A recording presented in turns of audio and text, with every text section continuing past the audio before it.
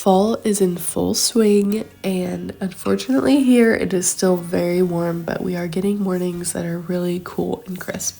So I thought we could bake a few fall recipes together. These are so good, and after having them all, I definitely have my favorites. While I do like pumpkin baked goods, I do prefer apple flavor over pumpkin, so I am not doing any pumpkin recipes in this video, so hopefully you'll see something a little bit different than just your basic pumpkin bread or pumpkin muffin. Okay, let's get baking. So first we are making carrot apple bread, and I actually tried this for the first time last year and was so impressed. It is so good, fall flavors while also not being just plain old pumpkin.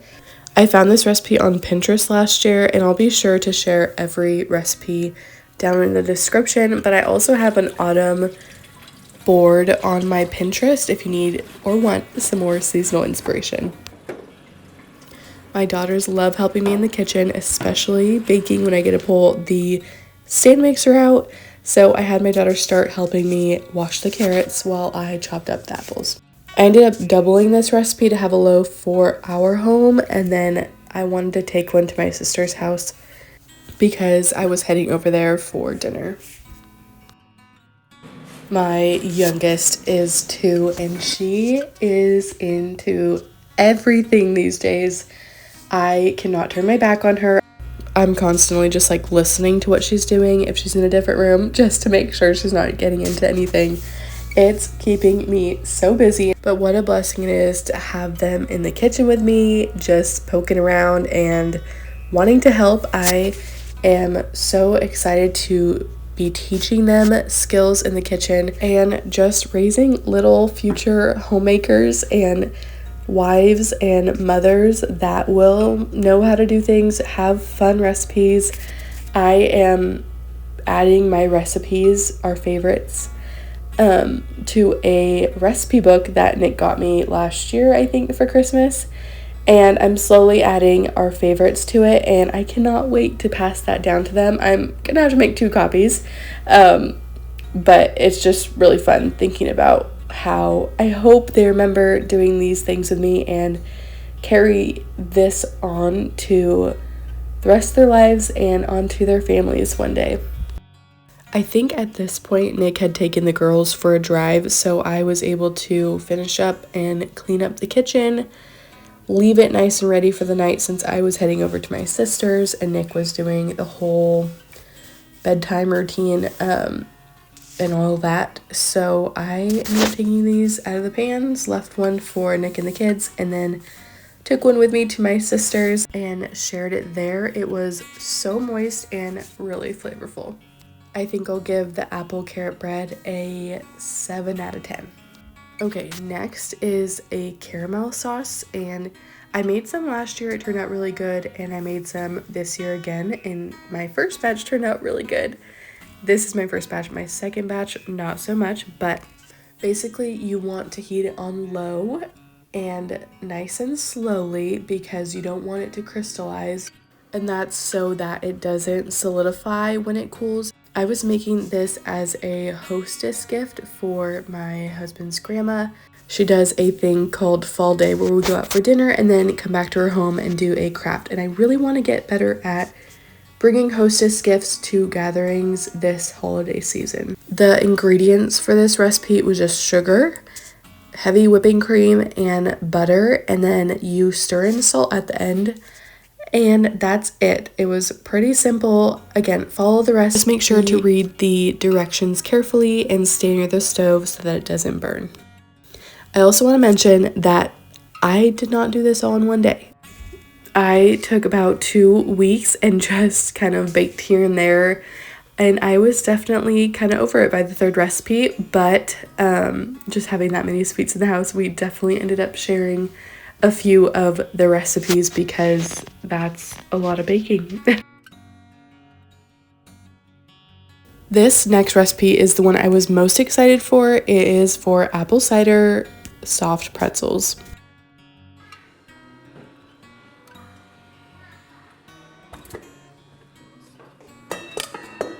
If you saw me holding the bottle over the stove, I was reducing the apple cider by half, and then that was kind of the liquid form of this dough. So that's where the apple cider flavor comes from.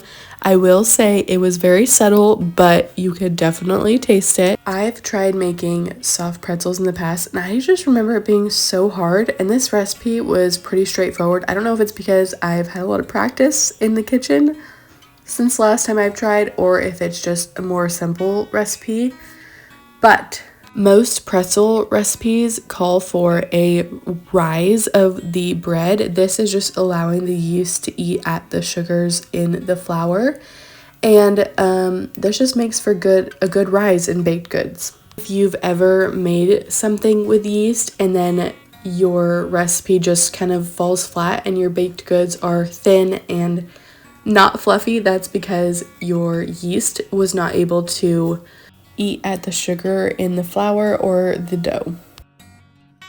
The most common reason for yeast not to work while you're baking is temperature. So if the liquids you're using are too hot or too cold, or you're under kneading or over kneading, it can cause the yeast to not rise. Okay, I sat here for like 10 minutes trying to figure out how on earth to shape these pretzels. Okay, I think I found the easiest way to do it, and I think that's just making a U.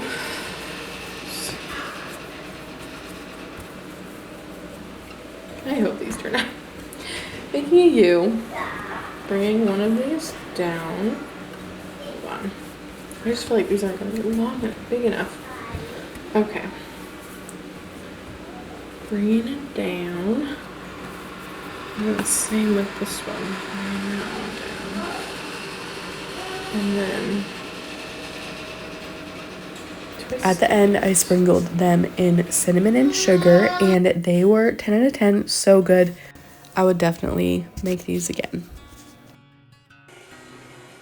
Okay, next is just some classic cinnamon rolls. I found a great recipe in a random book that I got at an estate sale. It's called the Fanny Farmer Baking Book. So after you mix all your ingredients together, you knead your dough, and then you let it rise and double, and then you take it out, knead it again, and then you roll it out, which I didn't get a clip of me rolling it out with a rolling pin and putting the filling in, so I did that, and then I started cutting them up into little rounds. Mine never look perfect, but they always look really pretty towards the end, you'll see. So if yours look kind of funky at this point, don't worry, they are gonna rise again and get nice and fluffy before you bake them. Once they do another rise, at this point, they're going to get nice and fluffy. You're going to pop them in the oven, and they're going to come out looking like this. And then all that's missing is the frosting. It is just some milk and powdered sugar whisked together till it's the consistency that you like. And then you just pour it all over. And I was really, really generous with the icing this time around.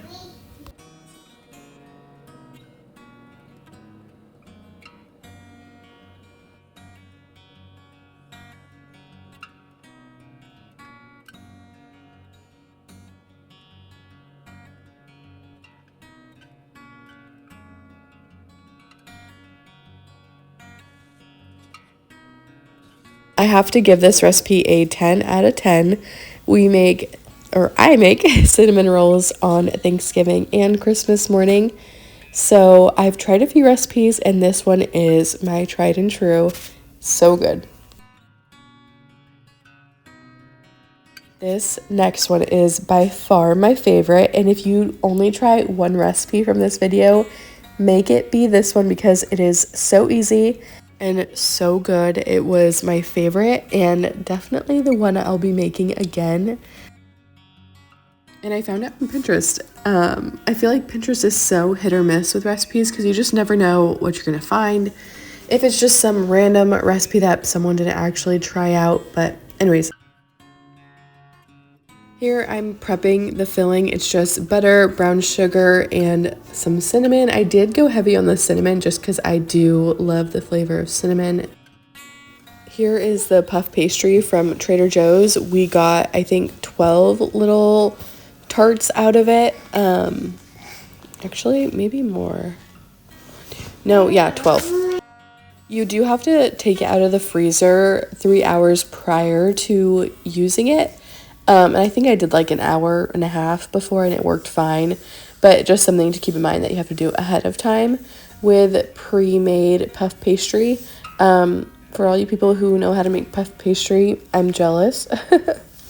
I will learn maybe next year, but this year is not the year for that. I just assumed that this recipe called for Granny Smith apples, but it called for Honeycrisp or Gala apples, and luckily I had some of those on hand, but I ended up using some of the Granny Smith and it tasted just as good.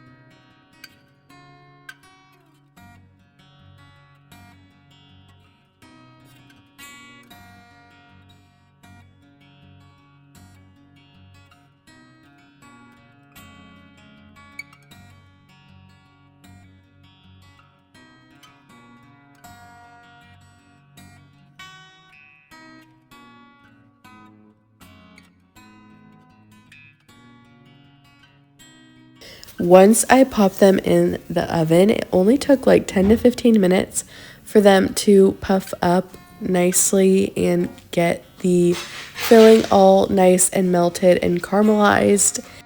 This is what they look like right after I took them out. I feel like I could have left them in there a little bit longer just to get a little bit crispier.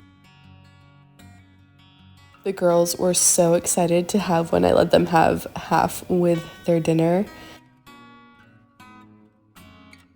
Once the girls were all tucked into bed, I got to have one with some of my tea, and it was just the perfect end to the night. Thank you so much for watching, and I hope you enjoyed. If you like this video, I hope you stick around and subscribe.